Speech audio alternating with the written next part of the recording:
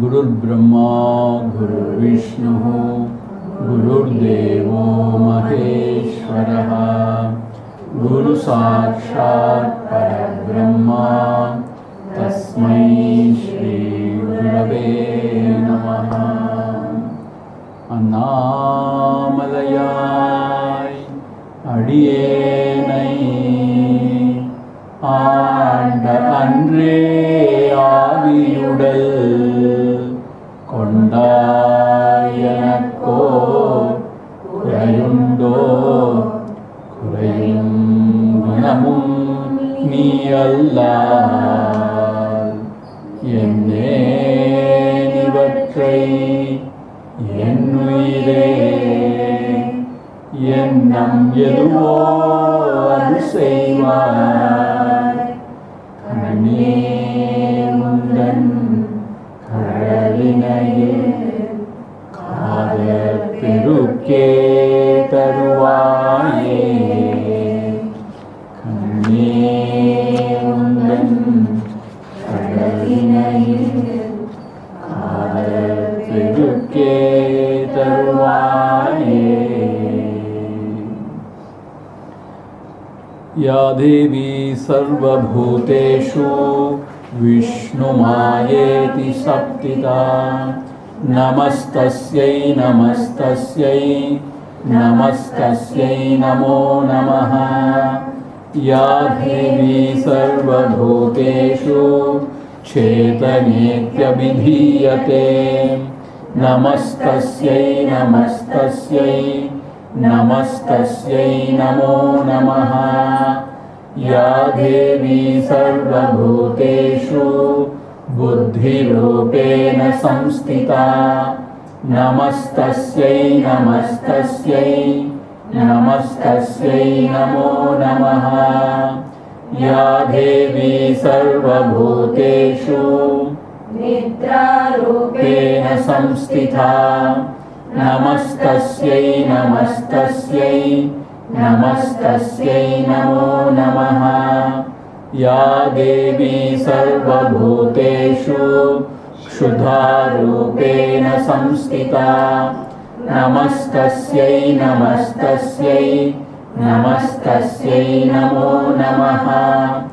या देवी सर्वभूतेषु छायारूपेण संस्थिता नमस्तस्यै नमस्तस्यै नमस्तस्यै नमो नमः। या देवी सर्वभूतेषु शक्तिरूपेण संस्थिता नमस्तस्यै नमस्तस्यै नमस्तस्यै नमो नमः। या देवी सर्वभूतेषु तृष्णारूपेण संस्थिता नमस्तस्यै नमस्तस्यै नमस्तस्यै नमो नमः। या देवी सर्वभूतेषु शान्तिरूपेण संस्थिता नमस्तस्यै नमस्तस्यै नमस्तस्यै नमो नमः। या देवी सर्वभूतेषु जातिरूपेण संस्थिता नमस्तस्यै नमस्तस्यै नमस्तस्यै नमो नमः। या देवी सर्वभूतेषु लज्जारूपेण संस्थिता नमस्तस्यै नमस्तस्यै नमस्तस्यै नमो नमः। या देवी सर्वभूतेषु शान्तिरूपेण संस्थिता नमस्तस्यै नमस्तस्यै नमस्तस्यै नमो नमः। या देवी सर्वभूतेषु श्रद्धारूपेण संस्थिता नमस्तस्यै नमस्तस्यै नमस्तस्यै नमो नमः। या देवी सर्वभूतेषु कान्तिरूपेण संस्थिता नमस्तस्यै नमस्तस्यै नमस्तस्यै नमो नमः। या देवी सर्वभूतेषु लक्ष्मीरूपेण संस्थिता नमस्तस्यै नमस्तस्यै नमस्तस्यै नमो नमः। या देवी सर्वभूतेषु वृत्तिरूपेण संस्थिता नमस्तस्यै नमस्तस्यै नमस्तस्यै नमो नमः। या देवी सर्वभूतेषु स्मृतिरूपेण संस्थिता नमस्तस्यै नमस्तस्यै नमस्तस्यै नमो नमः। या देवी सर्वभूतेषु दयारूपेण संस्थिता नमस्तस्यै नमस्तस्यै नमस्तस्यै नमो नमः। या देवी सर्वभूतेषु तुष्टिरूपेण संस्थिता नमस्तस्यै नमस्तस्यै नमस्तस्यै नमो नमः। या देवी सर्वभूतेषु मातृरूपेण संस्थिता नमस्तस्यै नमस्तस्यै नमस्तस्यै नमो नमः। या देवी सर्वभूतेषु भ्रान्तिरूपेण संस्थिता नमस्तस्यै नमस्तस्यै नमस्तस्यै नमो नमः। इन्द्रियाणामधिष्ठात्री बुधानां चाखिलेषु या भूतेषु सततं तस्यै व्याप्तिदेव्यै नमो नमः। चितिरूपेण या कृत्स्नम् एतद्व्याप्य स्थिता जगत् नमस्तस्यै नमस्तस्यै नमस्तस्यै नमो नमः।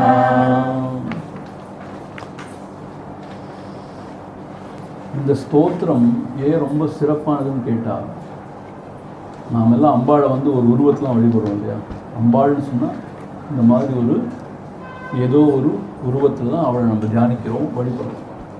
ஆனால் அதே அம்பாள் தான் எல்லா உயிர்கள்லையும் இருக்கா. எப்படி இருக்கா? மாத்ரு ரூபேன சம்ஸ்திதா. அதாவது தாய் அன்புன்னு சொன்னால் அது எங்கே வழிபட்டாலும் அம்பாள் தான் வழிபடுறா. அதே மாதிரி கருணை எங்கே வழிபட்டாலும் அது அம்பாள் தான். அப்படிங்கிற மாதிரி நம்மளோட விஷன் அது ரொம்ப வைடன் பண்ணுது. அதே மாதிரி எங்கே புத்தி பிரகாசம் வெளிப்படுதோ அங்கே அம்பாள் தான் வழிபடுறா. வேறு யாரும் இல்லை, அங்கே அம்பாள் தான் வழிபடுறா. ஏன்னா அவள் தான் எல்லா சக்திகளுக்கும் மூலாதாரம். இது இன்னொரு பியூட்டி என்னென்னு கேட்டால், அப்படி பாசிட்டிவாக சொல்லிட்டே வர்றவர் நெகட்டிவிட்டியும் சொல்கிறார். கிருஷ்ணா ரூபேன சம்ஸ்கிருதா. கிருஷ்ணானா பேராசை. எங்கேயாவது பயங்கரமான பேராசை வழிபட்டால் அதுவும் அம்பாள் தான். ஏன்னா அவளை தவிர வேறு ஒன்றும் இல்லையே. அப்படிதான் பலிகோவிந்தத்தை சொல்கிறார். கிருஷ்ணான்னு சொன்னால் அந்த வேட்கைங்கிறார். அப்படியும் சொல்லலாம் இல்லையா. அவளை அடையணுங்கிற அந்த ஒரு வேட்கையை கூட சொல்லலாம். தாகம் அப்படின்னு சொல்லலாம். இப்போ நித்ரான்னு சொல்கிறாரு. நித்ரா ரூபேன சம்ஸ்கிருதான்னு சொல்கிறார். ஸோ அது மாதிரி எல்லா வழிபாடுகள்லையும் அம்பாளை பார்க்குற மாதிரி ஒரு விஷனை வந்து ரொம்ப வைடன் பண்ணுற மாதிரி இருக்கு. ஸோ ரொம்ப அருமையான ஒரு ஸ்மிருதினா மேதாவி, அதாவது மெமரி. எங்கே ஒரு அந்த மாதிரி வண்டர்ஃபுல் மெமரி வெளிப்படுது, அது அம்பாளுடைய வெளிப்பாடு தான். அதே மாதிரி ரொம்ப அழகு எங்கே வெளிப்படுதோ அதுவும் அம்பாள் தான் வெளிப்படுறான். அந்த மாதிரி இதெல்லாம் மனசு ரொம்ப மயக்கிற மாதிரி இருக்கோ அதெல்லாம் அம்பாளுடைய வெளிப்பாடு தான் நினைக்க ஆரம்பிச்சிட்டோன்னா அப்போ என்ன ஆகிடும்? நம்ம மனசு எங்கேயும் மயங்காமல் அம்பாளுடைய திருவடிகள்லேயே அமைதியாக இருக்கும், அப்படியே பணிஞ்சிருக்கும் இல்லையா. ஸோ அந்த மாதிரி ஒரு அற்புதமான ஒரு ஒரு அற்புதமான ஒரு காட்சியை கொடுக்குது இந்த ஸ்தோத்திரம். தேவி மகாத்மியத்தில் தான் வருது. ரொம்ப அழகான ஸ்தோத்திரம். ரைட், 57, 58, 59 வாசி.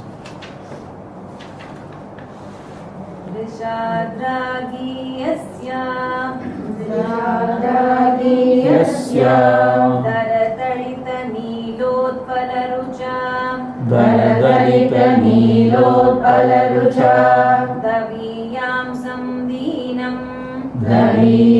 संदीनं स्नपय कृपया मामपि शिवे अनेनायं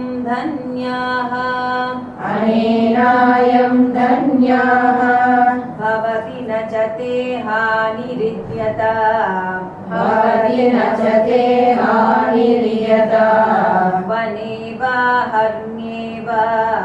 वने वा हर्म्येव समकरनिपातो हिमकरः अरालं ते पालीयुगलम् अगराजन्यतनये न केषाम् आधत्ते कुसुमशरकोदण्डकुतुकम् तिरश्चीनो यत्र श्रवणपथमुल्लङ्घ्य विलसन् अपाङ्गव्यासङ्गो दिशति शरसन्धानदिशनाम् स्फुरत्कण्डाभोग प्रतिफलितताटङ्कयुगलम् तच्चतुश्चक्रं मन्ये तव मुखमिदं मन्मथरथम् यमारुह्य दृह्यति अवनिरथम् अर्गेन्दुचरणम् महावीरो मारः प्रमथपतये सज्जितवते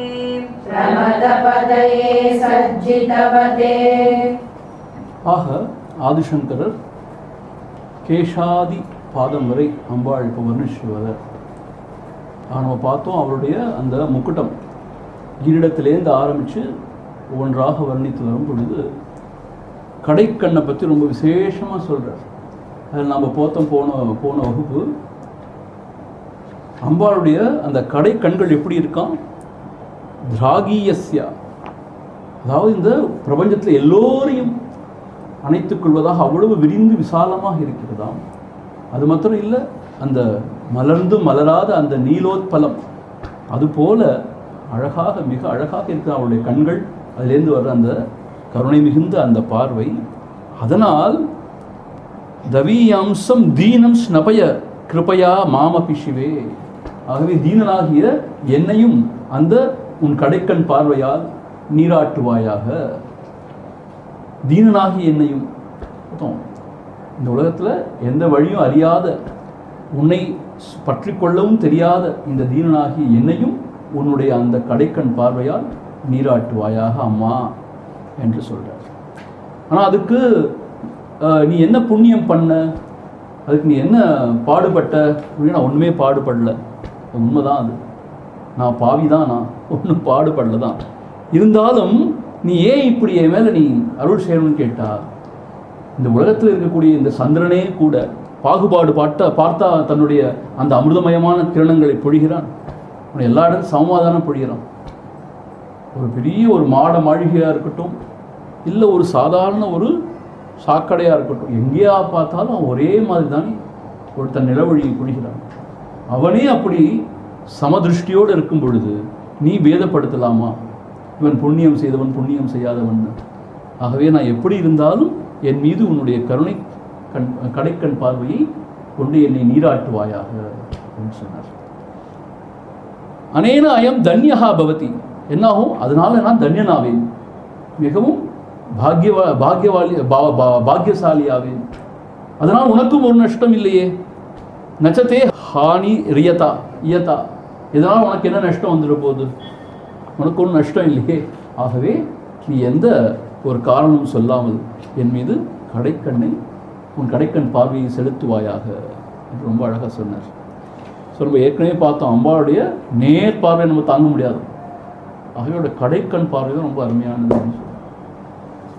இந்த கடைக்கண் பார்வை தான் பட்டால் எல்லா வகையான பாக்கியம் நமக்கு உண்டாகும். அது மாத்திரமில்லை, எந்த குறையும் நமக்கு இருக்காது. எப்பயுமே ஒரு குறையும் இல்லை தான். அப்புறம் அந்த அம்பாழையே நாம் ஆசிரியித்து அவளோடையே ஒன்றக்கூடிய ஒரு நிலை வரும். அப்படியே சொல்லிட்டு வந்தவர் அப்புறம் அம்பாளுடைய அந்த முகத்தை மன்மத ரதத்துக்கு ஒப்பாக சொன்னார். அந்த ஒப்புவமை ரொம்ப ரொம்ப விசித்திரமானது, ரொம்ப அருமையாக. இப்படிலாம் எப்படி கற்பனை பண்ண முடியும் நம்ம யோசிக்கிற அளவுக்கு அற்புதமானது. அம்பாளுடைய முகத்தை பார்த்தவொன்னு ஆதிசங்கருக்கு எப்படி தெரியுதுன்னா, அவருடைய 2 கண்ணங்களை பார்த்தா அது பழப்பழப்பாக இருக்கலாம், கண்ணாடியை போல. ஸோ அப்படி பழப்பழப்பாக இருக்கிறதுனால அவருடைய அந்த தாடங்கம் தோடுகள், அந்த குண்டலம் சொல்லுவாங்க, அது மாதிரி தாடங்கம் வந்து அந்த கண்ணாடி போன்ற அந்த பளபளப்பான கண்ணத்தில் பிரகாசிக்கிறத பார்க்குறாரு. ஸோ அந்த கண்ணாடியில் பிரகாசிக்கிற 2 தாடகங்கள் அவர் காதில் இருக்கிற 2, ஸோ 4 சக்கரம் மாதிரி இருக்கும். அது மன்மதனுடைய ரதம் மாதிரி இருக்கும் அவருடைய முகம். ஸோ 4 சக்கரங்களை கொண்ட மன்மதனுடைய முகம் மாதிரி இருக்கும் அம்பாளுடைய அந்த ரதம் மாதிரி இருக்கும் அம்பாளுடைய முகம். ஸோ அதில் ஏறி மன்மதன் வருகிறான். எதுக்காக வருகிறான்? 2 சக்கரங்களை கொண்ட ரதத்தில் ஏறி அங்கே பரமசிவனார் வராராம். பூத கணங்களாகிய அந்த பரமசிவனார் வராராம்.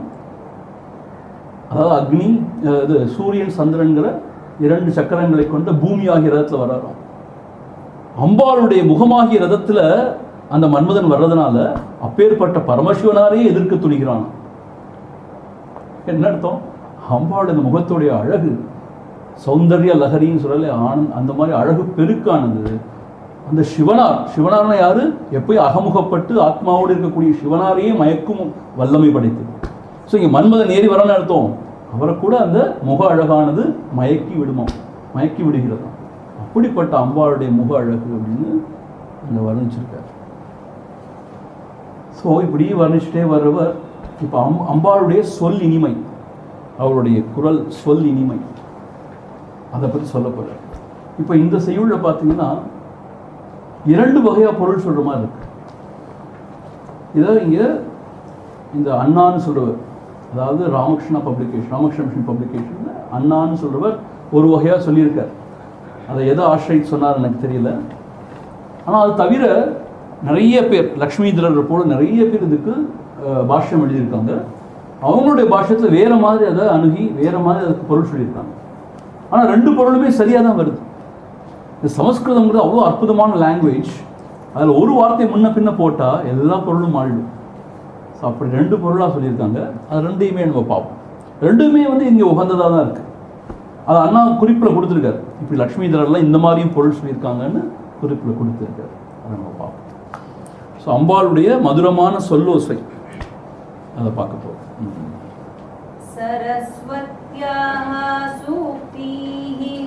सरस्वत्याः सूक्तिः अमृतलहरी कौशलहरी पिबन्त्या शर्वाणि श्रवणचुलकाभ्यम् अविरलम् चमत्कारश्लाघा चलितशिरसकुण्डलगणो जनत्कारैस्तारैः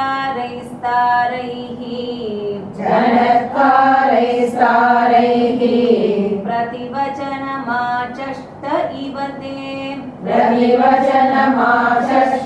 इव ते सरस्वत्याः सूक्तिः सरस्वत्याः सूक्तिः अमृतलहरी कौशलहरीः अमृतलहरी कौशलहरीः पिबन्त्या शर्वाणि पिबन्त्या शर्वाणि श्रवणचुलुकाभ्यम् अविरलम् श्रवणचुलुकाभ्याम् अविरलम् चमत्कारश्लाघा चमत्कारश्लाघा चलितशिरसः कुण्डलगणो चलितशिरसः कुण्डलगणो जनत्कारैस्तारैः जनत्कारैस्तारैः प्रतिवचनमाचष्ट इव ते प्रतिवचनमाचष्ट इव ते இந்த செய்யுளுக்கு நம்ம மகா பெரியவர் வந்து வியாக்கியானம் பண்ணல. ஆகவே முதல்ல நம்ம என்ன செய்வோம், லக்ஷ்மிதரருடைய அந்த பாஷ்யத்தை தான் பார்க்க போகிறோம். அதுக்கப்புறம் அண்ணா என்ன சொல்லியிருக்கார் அதையும் பார்ப்போம். லக்ஷ்மிதரர் பாஷ்யத்தில் இப்படி தான் அவர் பொருள் சொல்லியிருக்கார். இந்த செய்யுளில் 2வது வரியில் இருக்கிற ஷர்வாணி அப்படிங்கிற அந்த வார்த்தையை தான் எடுத்து முதல்ல பொருள் சொல்லணும். ஷர்வாணி அப்படின்னு என்ன அர்த்தம்னு கேட்டால், உலகை சிதைக்கிற ஷர்வர் என்ற சிவனின் மனைவியே. ஆக ஷர்வானிங்கிற வார்த்தை ஷர்வர் அவருடைய மனைவி. ஷர்வர்னா சம்ஹாரம் செய்யக்கூடிய மூர்த்தி, அதான் சிவனார். ருத்திரன்னு சொல்லுவோம், சிவனார்னு சொல்லலாம் பொதுப்படையா. ஸோ அப்படிப்பட்டவரின் மனைவியே ஷர்வாணி. அமிர்த லஹரி கௌஷலஹரிஹி, அதாவது சரஸ்வத்யாக அமிர்தலஹரி கௌஷலஹரிஹி சூக்திஹி. சரஸ்வதி தேவியினுடைய அமிர்தலஹரி கௌஷலஹரி, அமிர்தலஹரி அமிர்த பெருக்கு, லஹரினா பெருக்குன்னு பார்த்தோம் இல்லையா, சௌந்தர்ய லஹரினா அழகின் பெருக்குன்னு பார்த்தோம்.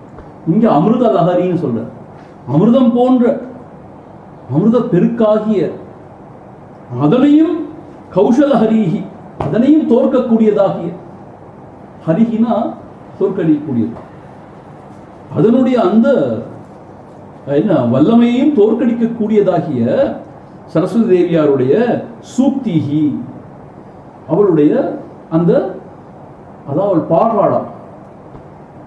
அப்புறம் சில சமயம் வந்து கவிதையா சொல்றாளாம். ஸோ அப்படிப்பட்ட அவளுடைய சூக்திஹின்னா அவளுடைய பாடல்கள், அவளுடைய கவிதைகள் அமிர்த பெருக்காகிய அதை கூட தோற்கடிக்கும் வல்லமை கொண்டதாக இருக்கும். சரஸ்வதி தேவியாருடைய அவருடைய அந்த அமிர்த அந்த பெருக்கு, அத ஸ்ரவண சுலுகாபியாம் அவிரலம் பிபந்தியாக. ஸ்ரவண சுலுகாபியாம் 2 காதுகளாகிய சுலுகாபியாம் சுலகுகள் அர்த்தம். சுலகு பார்த்துருக்கீங்க தானே, சுலகு வச்சு படைப்பாங்க. ஸோ காது சுலகோட ஒப்பிட்டு சொல்றாங்க. இந்த யானையோட காது கூட அப்படி சொல்லுவாங்க, சுலகு மாதிரி இருக்குன்னு சொல்லுவாங்க இல்லையா. ஆனால் இங்க இந்த கமெண்ட்ரியில் எப்படி கொடுத்துருக்குன்னா குவளைன்னு கொடுத்துருக்கு. ஆனால் குவளைன்னா ஒரு பாண்டம் மாதிரி, தண்ணீர் குடிக்கிற குவளைன்னு சொல்லுவோம், சொம்பு அதை மாதிரி. ஆனால் ஆக்சுவலாக சுலகாபியாம் தான் கொடுத்துருக்கு. சுலகாபியான்னா அந்த சுலகு போன்ற அந்த காதுகளால அவிரலம்னு அந்த இடைவிடாது பிபந்தியாகா, யார் பதுகி கொண்டிருக்காங்க அப்படின்னு கேட்டால் அம்பாள் பதுகி கொண்டிருக்காள்.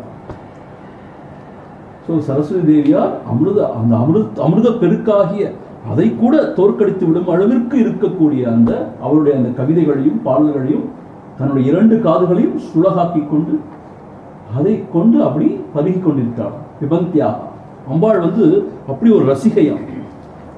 அதாவது இந்த என்ன சொல்றது, இசையை அவ்வளோ ரசிக்கக்கூடியவள் அம்பாள்.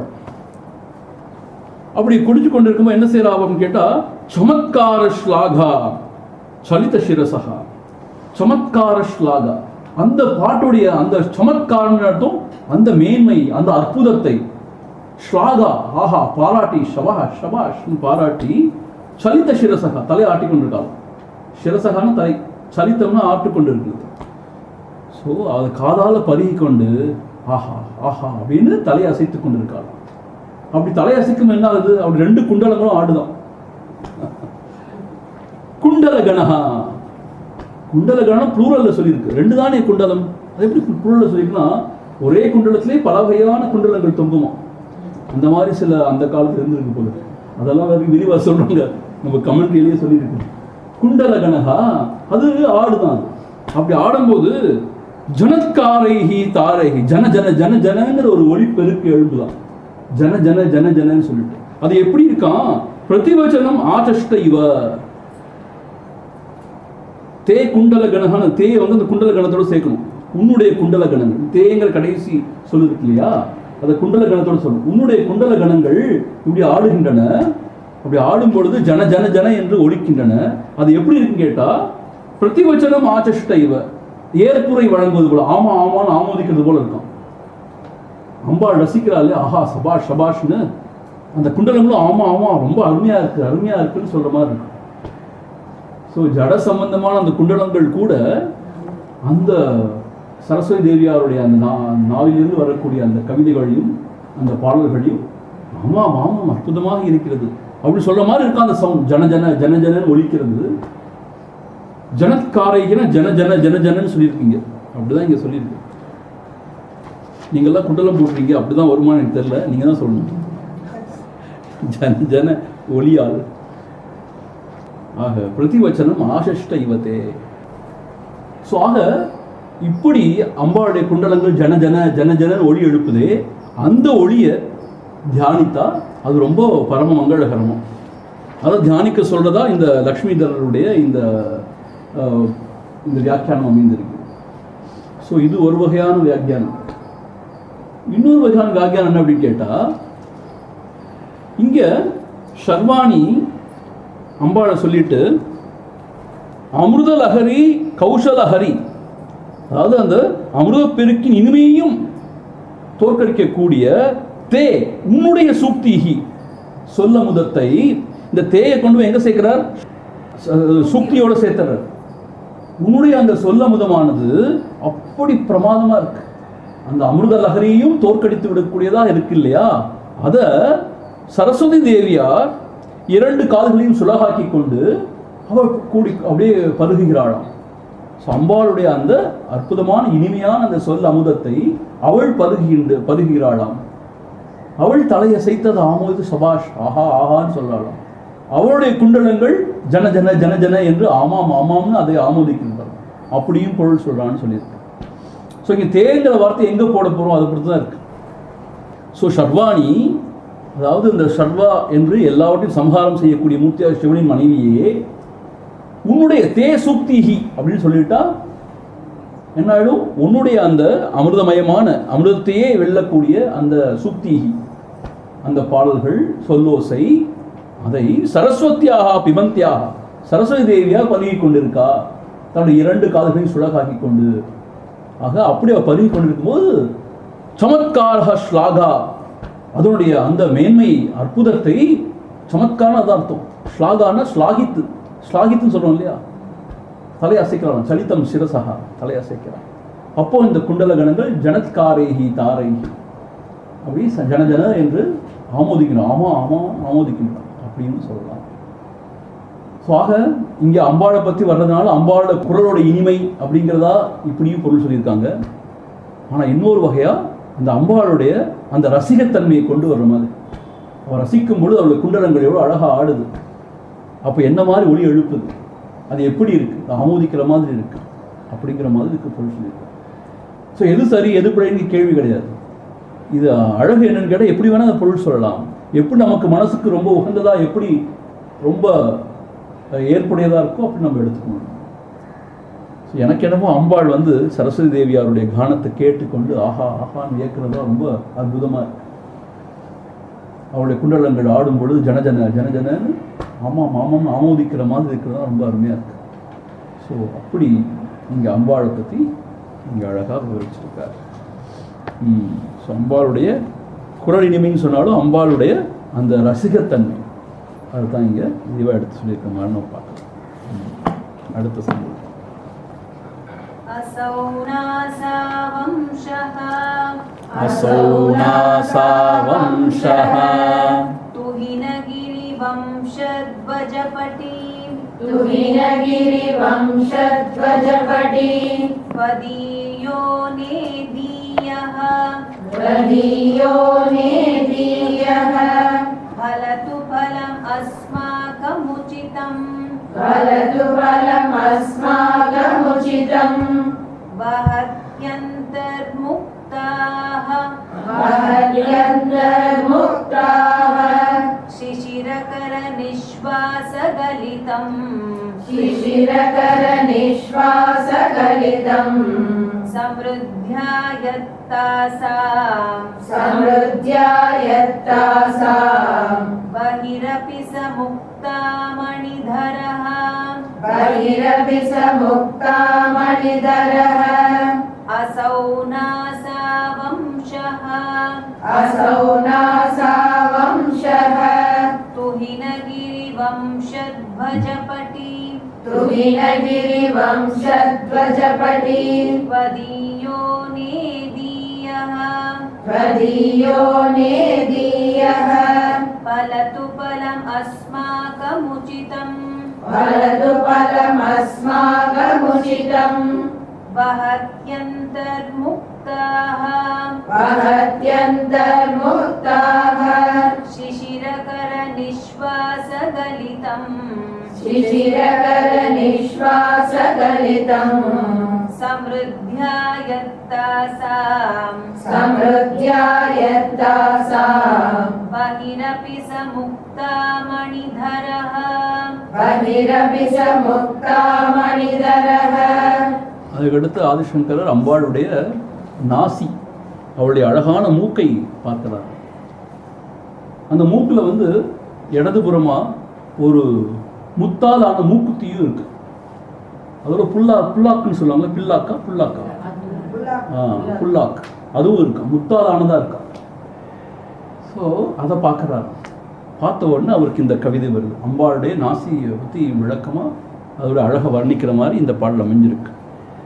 முதல்ல என்ன சொல்கிறாருன்னா, துகின கிரி வம்ச துவஜப்பட்டி. துகினகிரி அப்படின்னா அந்த ஹிமவான், துகின அந்த பனி, கிரினா மலை, பனிமலை இன் வம்ச துவஜப்பட்டி, வம்சத்தின் அந்த வம்சமாகிய கொம்பில் பறக்கும் கொடி போன்றவளே. துவஜன்னா கொடி, கொடி ஆடுது இல்லையா, கொடி போன்றவளே. இங்கே என்னன்னு கேட்டால், இந்த வம்சங்கிறதுக்கு இரண்டு வகையான பொருள் இருக்குது, ஸ்லேடையாக சொல்லப்பட்டிருக்கு. வம்சம்னா லீனியேஜ், பரம்பரையாக வர்ற வம்சம் சொல்லுவோம் இல்லையா. இன்னொரு பொருள் என்ன, வம்சம்னா மூங்கில்னு அர்த்தமாக இருக்கு. ஸோ அந்த வம்சமாகிய மூங்கிலே கொம்பிலே கட்டி இருக்கும் கொடி போன்றவளே. அம்பாளுங்க அவருடைய தந்தையாரை நினச்சி, ஹிமவானை நினச்சி, அவனுடைய குலத்திலே தோன்றிய அம்பாளை எப்படி சொல்கிறார், அந்த கொடியிலே பறக்கும் கொடியை போன்றவள், அந்த கொம்பிலே பறக்கும் கொடியை போன்றவளே அப்படின்னு அழைத்து, தொதியகா, தொதியகா உன்னுடைய, அசௌ நாசா, அசௌ நாசா உன்னுடைய இந்த நாசான்னா மூக்கானது, வம்சகா, வம்சா என்ன சொன்னேன், மூங்கில்னு சொன்னேன் இல்லையா, அந்த மூங்கிலை போல அது பழபழப்பாக இருக்கும், வழுவழுப்பாக இருக்கும். சரி, அந்த மூங்கிலையும் கூட பார்த்தீங்கன்னா இயற்கையாகவே ஒரு துவாரம் இருக்கும். அதுபோல் அம்பாளுடைய அந்த நாசிலையும் துவாரங்கள் இருக்கு இல்லையா. ஸோ அதனால் அப்படி ஒப்பிடுறாரு அவர். ஸோ உன்னுடைய அதோடைய நாசிகளை பார்த்தோன்னு சொன்னால் அது அந்த மூங்கில் கம்பை போல வழவழப்பாகவும் மிகவும் அந்த ஒரு துவாரத்தோடும் கூடியதாக இருக்கிறது அப்படின்னு சொல்கிறார். சொல்லிட்டு என்ன சொல்கிறான்னு கேட்டால், இங்கே என்ன ஒரு விசேஷம் கேட்டால், அம்பாள் என்ன மாதிரி மூக்குத்தி போட்டிருக்கான்னு கேட்டால், வைர மூக்குத்தி போட்டிருக்கான்னு சொல்லலை. இங்கே மதுரையில் உள்ள மீனாட்சி தேவியோ இல்லை கன்னியாகுமரியோ வைர மூக்குத்தி போட்டுக்கிறதா சொல்லியிருக்கு இல்லையா, ரொம்ப ஜொலிக்கும்னு சொல்கிறான். அது கன்னியாகுமரியிலே பார்த்தா, இங்கிருந்தோ பார்த்தப்போ அந்த வைரம் ஜொலிக்கும் அந்த இடத்துல. ஏன்னா லலிதா சஹஸ்ரநாமத்தில் கூட வருது. அது என்ன வருதுன்னு கேட்டால், தாரா காந்தி திரஸ்காரி நாசாபரண பாசுரா. தாரா காந்தின்னு சொன்னால், தாரான நட்சத்திரங்கள், நட்சத்திரங்களுடைய காந்தி, அதனுடைய அந்த ஜாஜ்வல்யம், அதனை கூட திரஸ்காரி, அதனை கூட தோற்கடிப்பதாக நாசாபரண பாசுரா, அவருடைய நாசாபரணம், மூக்கினுடைய அந்த மூக்குத்தி பாசுரா அப்படி அது ஜொலிக்கிறதாம். ஆக லலிதா சகஸ்ரநாமத்தில் கூட வைர முக்குத்தி போட்டிருக்கதான் சொல்லியிருக்கோம். ஆனால் இங்கே முத்தாலான மூக்குத்தியை தான் போட்டிருக்கான்னு சொல்லியிருக்கு. முக்தா மனிதரகான்னு தான் கொடுத்து கடைசி வரி. அதில் ஒரு விசேஷம் இருக்கும். ஏன் முக்தா மனிதரகான்னு நீங்கள் சொல்லியிருக்கான்னு கேட்டால், பொதுவாகவே முத்தாலான மூக்குத்தி போடுறது ரொம்ப மங்களகரமானது அப்படின்னு சொல்கிறார் அவர், பெரியவர் சொல்கிறார். இந்த இடத்துல சொல்லப்பட்டிருக்கு. அதில் இன்னொரு விசேஷம் என்னன்னு கேட்டால், அதாவது ட்ரெடிஷ்னலாக ஒரு ஐதீகம், ஒரு தாட் இருக்கான். என்னன்னு கேட்டால், இந்த முத்தானது சிப்பிலேருந்து தான் வருது சொல்கிறோம் இல்லையா, சிப்பியிலிருந்து வரும் முத்துன்னு சொல்கிறோம் இல்லையா, அது தவிர மூங்கிலிருந்து முத்து விளையுதான் அப்படின்னு ஒரு கருத்து இருக்கு போல. அது மாத்திரம் இல்லை, யானையோட மஸ்தகத்திலேருந்து முத்து வர்றதா ஒரு கருத்து இருக்கு. கரும்புல கூட முத்து விளையிறதா ஒரு கருத்து இருக்கும். இந்த இடங்கள்லேருந்து முத்து விளையிறதா கருத்துக்கள் இருக்கு, ஐதீகம் இருக்கு போல. ஸோ அம்மாவுடைய மூக்கை அவர் மூங்கிலோட ஒப்பிட்டதுனால அதுக்கு வெளியில மூக்குத்தி போல அந்த முத்து மூக்குத்தி போல இருக்கிறதா அவங்க சொல்றாரு. ஆனா இங்கே ஒரு கேள்வி வருது, அந்த மூங்கிலுக்கு உள்ளதானே இருக்கணும் முத்து, அது எப்படி வெளியில வந்திருக்கு? அதுக்கு ஒரு காரணம் சொல்றாரு. இந்த மாதிரிலாம் யோசிக்க முடியுமா எனக்கு தெரியல. நான் என்ன அழகா சொல்றாரு பாருங்க. அதனாலதான் அவர் கவிஞர். ப்ளீஸ் ரிமெம்பர், ஆதிசங்கரை போல் அப்படிப்பட்ட அத்வைத ஆச்சாரியரை பார்க்க முடியாது. அவ்வளோ பெரிய ஞானி. பாஷ்யம்லாம் எழுத போனார்னா அப்படி ஒரு ஜீனியஸ் அவர், அப்படி ஒரு வாத பிரதிவாதங்கள் அப்படி. ஆனால் இங்கே பக்தின்னு வந்தாச்சுன்னா அப்படியே உள்ளம் குழைந்து அப்படிப்பட்ட ஒரு கற்பனா வளத்தோடு எப்படி எழுதியிருக்கார் பாரு. உண்மையிலே அவர் தான் எழுதினார்னா ஆச்சரியப்படுற அளவுக்கு ஒரு கற்பனா வளத்தோடு அப்படி எழுதியிருக்கார். முதல்ல என்ன சொல்றான்னு கேட்டால், அப்படிப்பட்ட உன்னுடைய நாசியானது அஸ்மாக்கம் எங்களுக்கு உச்சிதம். உச்சிதம் சொன்னால் பொருத்தமானதும், நேதியாக விரைவிலேயே கைகூடுவதுமான பலத்தும் நல்ல பலன்களை கொடுக்கட்டும். இந்த உலகத்திற்கு வேண்டிய மங்களகரமான எல்லாவற்றையும் அருளட்டும். அது மட்டுமல்ல, இங்கே முக்தாகான்னு அடுத்த வரியிலே போட்டிருக்கிறது முக்தியையும் குறிக்கிறதா இருக்குன்னு சொல்றார். ஆகவே எல்லா வகையான நன்மையையும் எங்களுக்கு அருளட்டும் அப்படின்னு சொன்னவர் என்ன சொல்றார் கேட்டா, அந்தர் முக்தாக வகதி, இந்த மூங்கிலுக்குள்ளேயே என்ன இருக்கு? முத்துக்கள் நிறைந்து இருக்கு. ஆனா என்ன ஆயிடுது கேட்டா, சிசிரகர நிஸ்வாச கலிதம் சம்ருத்தயா யத்தாசாம். ஆனா என்ன ஆயிடுது கேட்டா, அதாவது அந்த மூங்கில்ல அம்பாளுடைய சுவாசம் அது போயிட்டு வந்துச்சுன்னா என்ன ஆகும்? உள்ளே இருக்கிற முத்துக்கள்லாம் அப்படியே வெளியில தள்ளிட்டு வந்துடும். அப்படி ஒரு முத்து தான் என்ன ஆச்சா, இடது மூக்குல மூக்குத்தி ஆயிடுச்சான். அதாவது என்னன்னு கேட்டா, தாசாம் சம்ருத்தாயாம், உள்ள நிறைந்து இருக்கான், நிறைய முத்துக்கள் இருக்கான். என்ன ஆயிடுச்சு? சிசிரகர நிஸ்வாச கலிதம். சிசிரகரனா சந்திரனை போன்ற குழுமையான, நிஸ்வாசம் சொன்ன உச்சுவாசம் மூச்சு இழுக்கிறது, நிஸ்வாசம் மூச்சை விடுறது. அப்படி மூச்சு விடுறதுனால அந்த மூங்கில் இருக்கிற முத்துக்கள்லாம் என்ன ஆயிடுது? அப்படியே ஒவ்வொன்றா வெளியில நிஸ்வாசங்களை வெளியிலே கொண்டு வரப்பட்டு, பகிரபிச்ச முக்தா மனிதரஹா, வெளியிலே அந்த குழல்ல இருக்கிற ஒரு முத்தை போல அவளுடைய நாசியில இடது பக்கத்தில் அது முத்து மூக்குத்தி ஆயிடுச்சான், ஆகிவிட்டது அப்படி சொல்றார். ஆனால் இதுக்கு காஞ்சி மகாபிரி உரை சொல்லியிருக்கார். அவர் சொல்லிக்கிறது இன்னும் அற்புதம். அவர் என்ன சொல்லியிருக்காருன்னு பார்ப்போம், அவருடைய வார்த்தைகளே பார்ப்போம். ரொம்ப ரொம்ப அழகாக இருக்கு. I really enjoyed it. இங்கே என்ன சொல்றாருன்னு கேட்டால், ஒரு யோக சமாச்சாரத்தையும் சொல்கிறார். அதாவது யோக சாஸ்திரத்தில் சொல்லப்பட்ட ஒரு விஷயத்தையும் சொல்கிறார். இது ரொம்ப முக்கியமாக நம்ம தெரிஞ்சுக்க வேண்டிய விஷயம். காஞ்சி மகாபெரியவர் சொல்றார், யோக சமாச்சாரம் சொல்கிறேன். அம்பாளுடைய சுவாசத்தினால் உள்முத்து வெளியில் கொண்டு வரப்பட்டது என்கிற போது இடது நாசி வழியாக வெளியில் வரும் சுவாசம் என்று குறிப்பிட்டு சொல்கிறார். இடது நாசி வழியாக வெளியில் வரும் சுவாசம் என்று குறிப்பிட்டு சொல்கிறார். மூல ஸ்லோகத்தில் இடது என்பதற்கு நேர் வார்த்தை அகப்படாது. அப்படி ஒரு வார்த்தையே அங்கே கொடுக்கப்படல. இடது பக்கமான மூக்கு வழியாக வந்திருக்குங்கிறதுக்கு அங்கே ஒரு வார்த்தையும் இல்லை. அப்படி எப்படி சொல்றோம்? அப்படி சிசிரகர நிஸ்வாச கலிதம் என்று இருக்கும். நிஸ்வாசம் என்றால் வெளியே விடுகிற மூச்சு, உள்ளே இழுப்பது உஷ்வாசம். ஆக நிஸ்வாசம் வெளியே விடுவதுதான், அது இருக்காங்க. கழித்தம் என்பது வெளியில் கொண்டு வரப்படுவதை தெரிவிக்கிற சொல். கழிதம் சொன்னா வெளியில கொண்டு வரப்படுவது. சிசிர கர என்றால் என்ன? இடது என்ற அர்த்தம் ஓரிடத்திலும் அதற்கு கிடையாது. சிசிரம் என்றால் பனி, ஹிமம் என்றாலும் சிசிரம் என்றாலும் ஒன்றுதான். ஆகையால் சிசிரகரன் ஹிமகரன், அதாவது அம்பாள் விஷயமாக சந்திரன் நினைத்து சொல்லும் போது ஆச்சாரியன் ஃபேவரட் வார்த்தை. சந்திர நிஸ்வாசத்தில் முத்து வெளியில் வருவதாக சொல்கிறார். சந்திர நிஸ்வாசத்தில் முத்து வெளியில் வருவதாக சொல்கிறார். இது என்ன புதிர்? அப்புறம் சொல்றார், யோக சாஸ்திர புதிர் தான் இது. அதன்படி காம குரோதாதிகளால் மனஸ் ஈடுபடுகிற போது சுவாசம் இடது மூக்கால் உள்ளே போய் வலது மூக்கால் வெளியிலே வரும். அதாவது காம குரோதாதிகள் அப்படி எண்ணங்கள் நமக்கு மனசில் எழும் பொழுது சுவாசம் என்ன ஆயிடுது? இடது நாசு வழியாக போய் வலது நாசு வழியாக வருதான். உத்தமமான நினைவுகளில் மனம் ஆழ்ந்திருக்கிற போது இது மாறி உச்வாசம் வலது நாசியாலும் நிஸ்வாசம் இடது நாசியாலும் ஏற்படும். சித்தமே இல்லாத மனோதீத் சமாதியில் சுவாசமே இல்லாமல் கும்பகமாக நின்றுவிடும். அப்போது காரியம் என்பது அடியோடு இல்லை. கும்பகம் சொன்னா மூச்சு அப்படியே அங்கே இழுத்து பிடிக்கிறது இல்லையா? அப்ப காரியம் கிடையாது. அம்பாள் காரிய பிரம்மமாகவே இருப்பவள். ஆனா அம்பாள் அப்படி சொல்ல முடியாது. ஏன்? அவள் காரிய பிரம்மமாகவே இருப்பவள்.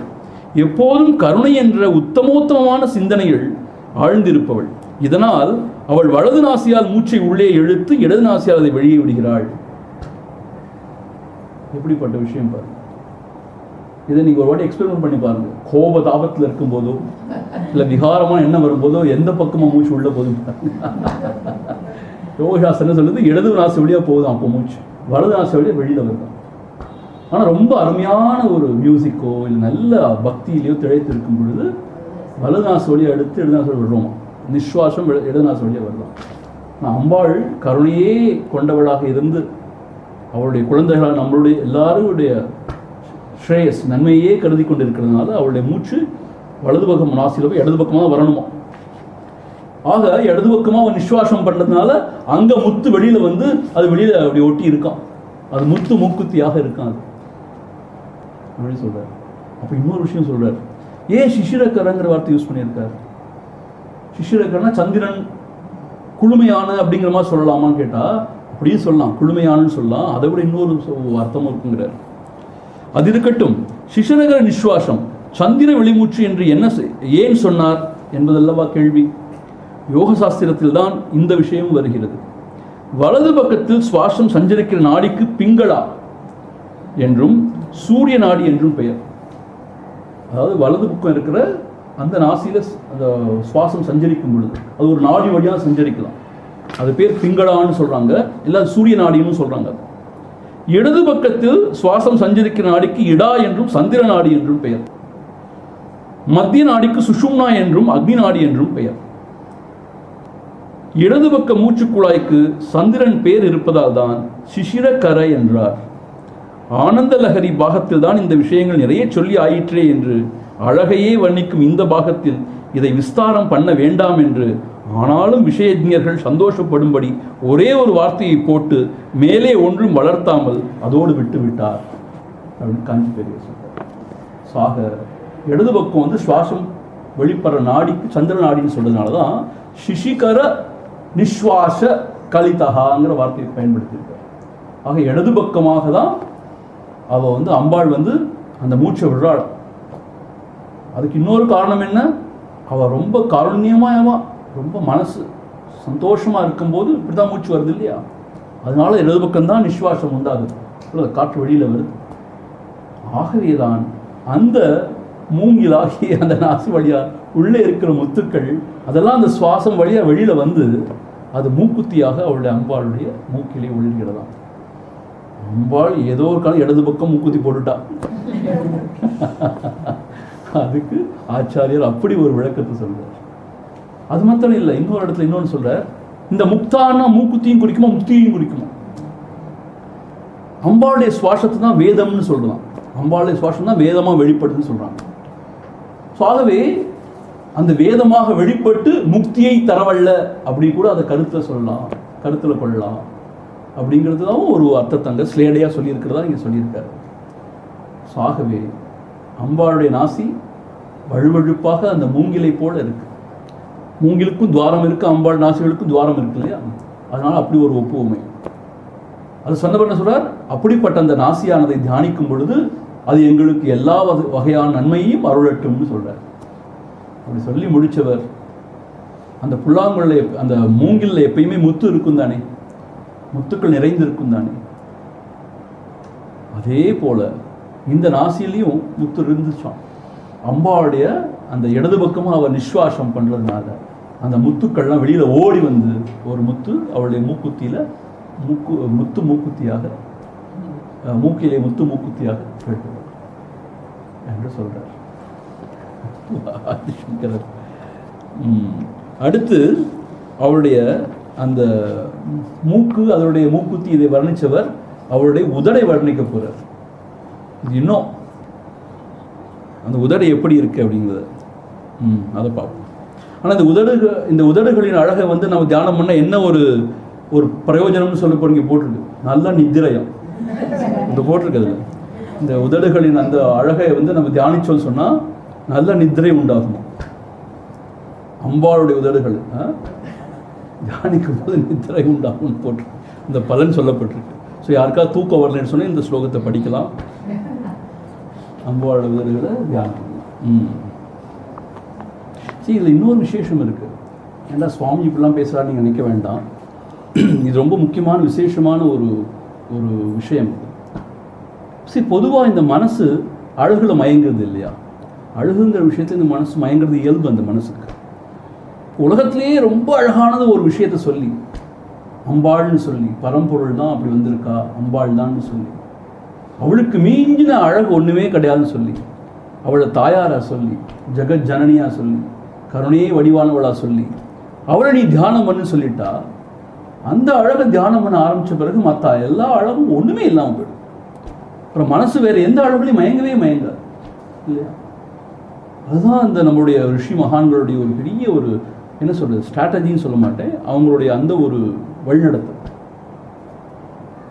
இது ஆழ்வார்களோட கதைகளில் கூட வரும். அது ஒரு பெரிய ஒரு மல்யுத்த வீரன் ஒரு தாசியோடைய கண்கள் அப்படி மயங்கிடுவான். அவன் பேர் எனக்கு அடிக்கடி மறந்து, ராமானுஜர்லாம் இல்லை, நீங்கள் வாடி எதையாவது சொல்லாதீங்க, ராமானுஜர் கதையில் வருது, ஆனால் அவன் பேர் வேற ஏதோ ஒரு ஆழ்வார். கண்கள் அவ்வளோ மாதிரி கண்களே உலகத்துக்கு கிடையாதுன்னு சொல்லி அப்படி மயங்கிடுவான். இன்ஃபேக்ட் என்ன செய்வானா, அவளுக்கு கொடை பிடிச்சிட்டே பின்னாடியே நடந்து வருவான் அவன். ஏன்னா அப்போ அந்த கொஞ்ச நேரத்தில் கூட அவள் கண்களை பார்க்காம இருக்கக்கூடாதுன்னு சொல்லிட்டு. அப்போ தான் அவன் ராமானுஜர் யாரோ தெரியல, அவனை விறுவிறுன்னு பிடிச்சிட்டு இழுத்துட்டு போய் பெருமாளை பார்க்க சொல்லுவார். ராமானுஜர் தானே அது, பெருமாளை பார் அப்படி சொல்லுவார். பெருமாளோட கண்களை பார்த்தோம்னா அவனுக்கு இது என்னது இப்போ நான் பார்த்ததே இல்லையேன்னு. அப்புறம் அந்த பெண் மேலே உள்ள அந்த மோகம் அவனுக்கு உடனே போயிடுது. அப்புறம் பெருமாளையே பார்த்துட்டு இருப்பான் வாழ்க்கை பூரா. அந்த மாதிரி வீர சுதந்திரம் வேண்டி நின்றார் பின்பு வேறது கொள்வாரோ, ஆர் அமுதுன்னும் ஆசை படைத்தவர் கள்ளினில் அறிவை செலுத்துவரோ. ஸோ ஆர் அமுதுன்னு என்ன அர்த்தம்? அப்படிப்பட்ட அமிர்தமயமான விஷயத்த நாடுறவங்க கல்ல யாராவது அறிவை செலுத்துவாங்களா? ஸோ நம்மளுடைய எல்லா உணர்வுகளையும் அம்பாள் மேலே செலுத்திட்டோம்னு சொன்னார். ஜெகத் ஜனனியாகிய அம்பாள் மேலே, அவளுடைய அழகு, அவளுடைய லாவணத்தில் அப்படியே மயங்கி அவளே நம்ம மனசு இருந்துச்சு சொன்னால், இந்த உலகத்தில் உள்ள அழகுல எதுலேயுமே மனசு மயங்காது. அப்போ என்ன ஆகுது? பக்திக்கு பக்தியும் ஆயாச்சு, அதே சமயத்தில் நம்மளோட உணர்வுகளும் இந்த உலகத்தில் இல்லாமல் மேலே உயர்ந்து போயிடுச்சு. அதே அம்பாள் தான் இங்கே எல்லாருமா வரான்னு சொல்லி பார்க்க ஆரம்பிச்சோம்னா, ஸோ எல்லார் மேலேயும் நமக்கு என்ன வரும்? ஒரு நல்ல மரியாதையும் அன்பும் தான் வரும், தூய்மையான அன்பும் தான் வரும். அப்படி இருக்கும்போது காம விவகாரத்துக்கே இடம் இல்லாமல் போயிடுச்சு. ஒரு சாதகனோ ஒரு பக்தனோ என்ன செய்யணும்? காம விவகாரத்தை விடுபட்டு உயர்ந்த சிந்தனையோடு இருக்கணும், பக்தியோடு இருக்கணும்னு சொல்லப்பட்டிருக்கு. ஆகவே இந்த சௌந்தரிய லகரியை போன்ற நூல்களை படித்தோன்னு சொன்னாங்க, எதெல்லாம் நமக்கு காம விவகாரத்தை தூண்டக்கூடியதோ அதெல்லாம் வச்சே நம்மளுடைய உணர்வுகளை மேலோக்கி செலுத்திடுறாங்க. ஸோ அதை நாம் தியானம் பண்ணும்போது இது ஒன்றுமே இல்லைன்னு ஆகிடும்.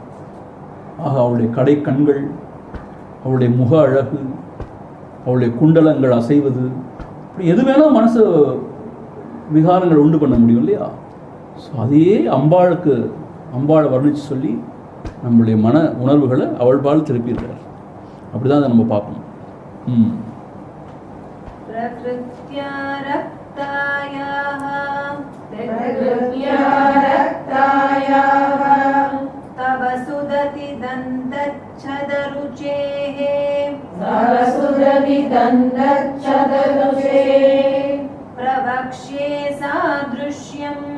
பிரவக்ஷ்யே சாத்ருஷ்யம் जनयतु फलं विद्रुमलतां न बिम्बं तद्बिम्बं प्रतिफलनरागात् अरुणितं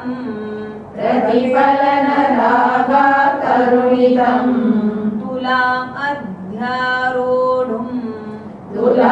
अध्यारोढुम् कथमिव विलज्जेत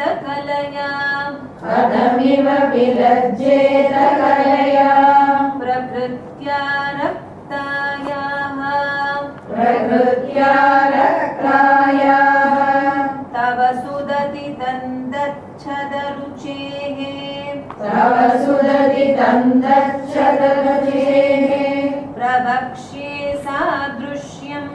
प्रवक्ष्ये सादृश्यम् जनयतु फलं विद्रुमलता न बिम्बं तद्बिम्बं प्रतिफलनरागात् अरुणितं तुलाम् अध्यारोढुम् कथमिव विलज्जेत कलया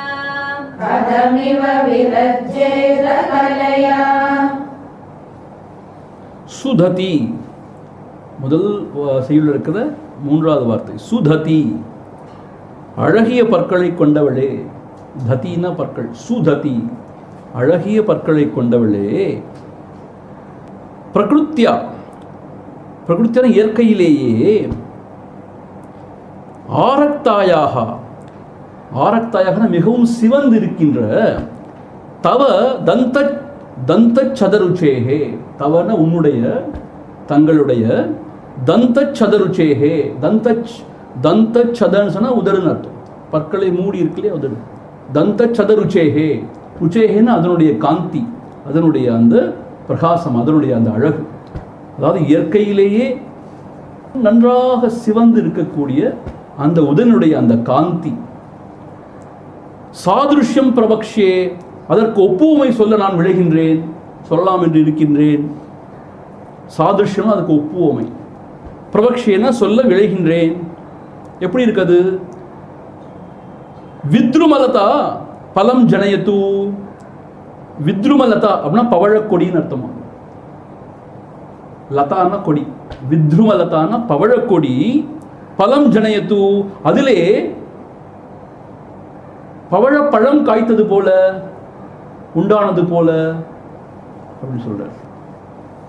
ஆனா பவழக்கொடின்னே ஒரு சமாச்சாரம் இல்லையா. அதுல காய் கனியெல்லாம் உண்டானதே கிடையாதான். இங்க என்னன்னு கேட்டா, கொடின்னு சொன்னாலே பச்சையா இருக்கிறதான் கொடி இல்லையா, படர்ந்து இருக்கும் இல்லையா. அதுலேயே சிவப்பான சில காய்கள் கனிகள்லாம் காய்க்கிறது உண்டு. இந்த பவழமே கொடியா இருந்துச்சுன்னா, அது ஏற்கனவே சிவப்பா இருக்கு, அதுல காய் கனி உண்டாச்சுன்னா எவ்வளவு சிவப்பா இருக்கு. அதோட ஒப்புமை சேலாமான்னு பார்த்தா அப்படி ஒரு கனியே கிடையாதே அப்படின்னு அங்கலாய்க்கிறாரு இங்க. அப்படி ஒரு கனியே கிடையாதே, அது எப்படி ஓமையா சொல்றது? இன்ஃபேக்ட் காஞ்சி மகாபெரியவர் என்ன சொல்றான்னு கேட்டா, இந்த பவழம்ங்கிறது என்ன தெரியுமா, என்னால் நம்ப முடியல, அவர் சொல்றது ரொம்ப ரொம்ப ஆச்சரியமா இருக்கு. வாஸ்தவத்தில் அது ஆக்டோபஸ் வகைராவை சேர்ந்த ஒரு ஜல ஜந்துவின் அஸ்தி, எலும்பு கூடுதான்ங்கிறார் அந்த பவழத்தை. பவழம்னா என்னன்னு கேட்டால் கொடி கூட கிடையாது, பவழ கொடின்னு சும்மா சொல்றது உண்டாம். அர்ஜுனனுடைய ஒரு மனைவி கூட பேர் பவழக்கொடியாம். ஆனால் ஆக்சுவலாக பவழம்ங்கிறது நம்ம கொடி சமாச்சாரமே கிடையாது. அது ஆக்டோபஸ் போன்ற ஒரு ஜல ஜந்துவோட எலும்பு கூடு தான் பவழம். அதில் எங்கே கனி காயெல்லாம் காய்க்கிறது? ஆனால் அங்கே ஆதிசங்கரர் யோசிக்கிறாராம், அந்த பவழ கொடின்னு மக்கள் சொல்றதுனால அந்த கொடியில பலம் ஜனயத்து, ஒரு கனி அப்படி காய்ச்சதுன்னு சொன்னால் எப்படி இருக்கும், அப்படி ஓமை சொல்லலாமா அப்படி யோசிச்சா அதெல்லாம் சொல்ல முடியாது. ஏன்னா பவழம் கொடியும் கிடையாது, அதில் காய் கனியெல்லாம் காய்க்கிறதுக்கான இது வழிமுறையும் கிடையாது. ஆகவே அப்படியும் சொல்ல முடியாது. பாருங்க, அம்பாளுடைய அந்த ரொம்ப சிவந்த உதடுகளை கண்டு இப்படி ஒரு கற்பனை வருது. சரி, வேற எதனுடைய அதோட நம்ம ஒப்புமை சொல்லலாம்? அடுத்து பிம்பம். பிம்பம்னா கோவைப்பழம். நீ கோவைப்பழம் பார்த்துருக்கீங்களா? கோவை காய வேணா பார்த்துருக்கலாம், கோவைப்பழமும் இருக்காங்க. ஸோ கோவைப்பழத்தோட பிம்பம்னு அதுக்கு பேரம். அது சமஸ்கிருதத்தில் பிம்பம்னு அதுக்கு பேரம். விளையாட்டாக சொல்ல அதுக்கு ஏன் அப்படி பேர் தெரியுமா பிம்பம்னு? ஏன்னா அம்பாள் அந்த கனி முதல்ல சிவப்பா இல்லையா, அதை எடுத்து இப்படி பக்கத்தில் வச்சாலும் அவளுடைய உதடோடைய அந்த பிம்பம் அதில் பட்டு சிவப்பு ஆனதுனால தான் அதுக்கு பிம்பம்னே பேர் வந்தது போல இருக்கு. அந்த அந்த பழம் அப்படி சிவப்பா இருக்கான், அதான் பிம்பம்னே பேர் வந்துச்சு. அம்பாளுடைய உதட்டை பிரதிபலிக்கிறதுனால தான். அம்பாளுடைய உதடு கோவை பழம் போல சிவப்பா இருக்கு சொல்லலையா, அது தவறா அப்படி சொல்றது. ஆக்சுவலாக அதுக்கு பிம்பம்னு ஏன் பேர் வந்துச்சுன்னு கேட்டால், அம்பாளுடைய எடுத்து அப்படி பார்க்கும் பொழுது அவளுடைய உதடு அதில் பிரதிபலிச்சு அது சிவப்பானதுனால அதுக்கு பிம்பம்னே பேர் வந்துச்சோம். அதான் கோவைப்பழத்துக்கு பிம்பம் சம்ஸ்கிருதத்தில் பேரும். தத்பிம்பம் பிரதிபலன் ராகாத் அருணிதம். அந்த பிம்பம்ன்ற அந்த கோவைப்பழம் என்ன செஞ்சான், மூல பிம்பமாகிய அம்பாளுடைய உதட அளவுக்கு செவக்கணும் அப்படின்னு ராகாத் ஆசையினால அருணிதம் இன்னும் செவந்துதான். அதாவது மூல பிம்பம்னு என்ன அர்த்தம், எதனால இது சிவப்பாச்சோ அந்த அம்பாளுடைய உதட அளவுக்கு நாம சிவப்பாகணும் அப்படிங்கிற ராகாத் அப்படிங்கிற ஆசையினால அருணிதம் ரொம்ப சிவப்பா தன்னை ஆக்கிக்கொள்ள முயற்சிதான். அப்படி முயற்சித்தாலும் துலாம் அத்தியாரோடும், துலாம்னா அதுக்கு சமமாக, துலாம் அதுக்கு சமமாக, அத்தியாரோடும்னா அப்படி ஆவதற்காக இங்கே அத்தியாரோடுங்கிற வார்த்தைக்கு என்ன சொல்றான்னு கேட்டால் சக்திக்கு மிஞ்சி எகிறுவதுன்னு என்று அர்த்தமா காஞ்சி பெரியவர் சொல்றாரு. ஸோ தன்னுடைய சக்திக்கு மீறி எகிரியதான் அப்படி ஆயணும் அப்படின்னு சொல்லிட்டு. ஆனால் அப்படி ஆக முடியுமா? கதமிவ கலையா ந விலஜ்ஜேத, ந விலஜ், அந்த நாவை எடுத்துக்கொண்டு விலஜ்ஜேதோட போடணும். 3வது வரியில் இருக்கிற நாவை எடுத்துக்கொண்டு விலஜ்ஜேதோட போடணும். இதெல்லாம் சமஸ்கிருதம் தெரிஞ்சு அதை எப்படி பிரித்து போகிறது தெரிஞ்சால் தான் புரிஞ்சுக்க முடியும். நான் எங்கேயோ இருக்கு, விலஜ்ஜது எங்கேயோ இருக்கு. ஸோ ந விலஜ்ஜேத கதம் இவ கலையா, எப்படி அது வெட்கப்படாமல் இருக்க முடியும்? ஆக அந்த கோவைப்பழமானது எப்படி வெட்கப்படாமல் இருக்க முடியும்? எப்படியாவது அம்பாளுடைய அந்த உதடு மாதிரி, அந்த இதழ்கள் மாதிரி செவந்தரணும்னு தன் தகுதிக்கு மீறி அது ஆசைப்பட்டு எகிரி குதித்ததான். இருந்தாலும் அப்படி ஆக முடியாது தானே. அதனால வெட்கத்தினால அது ரொம்ப அப்படி வெட்கப்பட்டதுனால செவந்துருவாங்க இல்லையா? வெட்கப்பட்டா சிவப்பு அதிகமாகுமாமே. அப்படி சிவப்பு அதிகமாச்சுனாலாவது அம்பாள் உதவாயிடுவோமான வெட்கப்பட்டுச்சான் அப்படின்னு காஞ்சி பெரியவருடைய எக்ஸ்ட்ரா.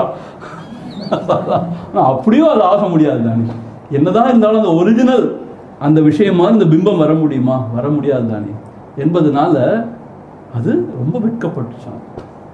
ஆகவே இங்க என்ன சொல்றான்னு கேட்ட கடைசியா, அப்படிப்பட்ட பிரதிபிம்பத்தை போய் மூலபிம்பமான அம்பாளுக்கு உமையாக சொல்வது ஒரு தாயாரை அவள் குழந்தையின் ஜாடையாக இருக்கிறான் என்று சொல்கிற மாதிரி அசம்பாவிதம் தானே. அம்மா போய் இவ குழந்தை ஜாடமா இருக்கான்னு சொல்லுவோமா? குழந்தைய தான் அம்மா ஜாடையா இருக்கான்னு சொல்லுவோம் இல்லையா? அதுபோல எது பிம்பம், எது மூல பிம்பம்? அம்பாளுவது தான் மூல பிம்பம். அது பிரதிபலிச்சனால இதுக்கு பிம்பம்னே பேர் வந்திருக்கு இந்த கோவைப்பழத்துக்கு. ஸோ அந்த கோவைப்பழத்தை போய் அம்பாள் உதட்டுக்கு ஓமானமாக சொல்ல முடியுமா? சொல்ல முடியாது இல்லையா? அந்த கோவைப்பழம் கூட அம்பாளை உதடு மாதிரி, தன்னோட மூல பிம்பம் மாதிரி ரொம்ப செவந்தரணும்னு ஆசைப்பட்டு எவ்வளோ முயற்சி செஞ்சாலும் அது வெட்கி தலைதானே குனியும் என்பதை சொல்லவும் வேண்டுமோ? கதமிவ கலையா ந விலஜ்ஜேத, எப்படித்தான் வெட்கப்படாமல் இருக்கும் என்பதாக முடிக்கிறது. ஸோ அம்பாளுடைய அந்த இதழானது அவ்வளவு செக்கச்சவேல்னு இருக்காது. சாதாரணமாக பவளத்துக்குத்தான் சிவப்பு உதட்டை ஓம்பது வழக்கம். ஆனால் பவள சிவப்பு எல்லாம் ஒரு சிவப்பே இல்லை என்கிற மாதிரி அப்படி ஒரு அழுத்தமான சிவப்பாக அம்பாள் உதடு இருக்கிறது அப்படின்னு காஞ்சி பெரியவர் விளக்கமாக சொல்றார். ஸோ அந்த அந்த சிவப்பான அந்த இதழ்களை அந்த உதட பார்த்த உடனே சங்கரருக்கு இப்படியெல்லாம் அவர் கற்பனை விரிகிறது. அந்த பவழக்கொடியோடு ஒப்பிடலாமா அப்படின்னு பார்த்தா, அந்த பவளத்தில் தோன்றுகிற கனியாக ஒப்பிடலாமான்னு பார்த்தா அப்படி கனியே கிடையாதே, எங்களாய்க்கிறார். ஸோ இந்த கோவை பழத்தோடு ஒப்பிடலாமா அப்படின்னு பார்த்தா அது பிம்பம் தான். அதுவே அம்பாளுடைய அந்த இதழ்களால் அந்த பிரதிபலிப்புலாம் ஏற்பட்டதுனால பிம்பம்னே பேர் வந்துச்சு. அது எவ்வளோ முயற்சி செய்தாலும் சிவப்பானாலும் எங்கேயாவது அந்த மூல பிம்பத்துடைய சிவப்பு அந்த அழகுக்கு வர முடியுமா என்று வெட்கி தலை குனிந்ததாம் என்பதாக அம்பாளுடைய அந்த சிவந்த உதட்டை பார்த்து ஆதிசங்கர் வர்ணிக்கிறார்.